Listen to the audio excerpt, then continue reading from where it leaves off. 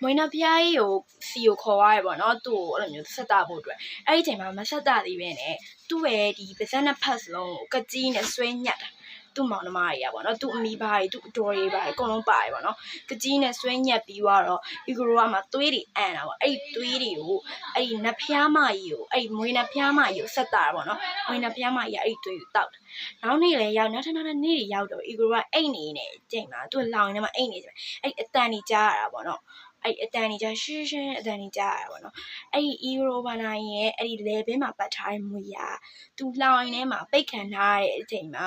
သူ့ကိုကူညီဖို့တော့ပါသူ့ရဲ့ friend တယောက်အနေနဲ့ရောက်လာတယ်မွေလေးပေါ့နော်သူ့ရဲ့ friend တယောက်အနေနဲ့တရက်မှာသူကအီဂရိုဘာနာလောင်နေမှာရှိနေတဲ့အချိန်မှာအဲ့မွေနဲ့ဖျားမကြီးကလောင်အိမ်ထဲကိုလောင်အိမ်နောက်ရောက်လာတာပေါ့နော်အဲ့နဲ့အီဂရိုကလည်းလောင်အိမ်ကနေထွက်ပြေး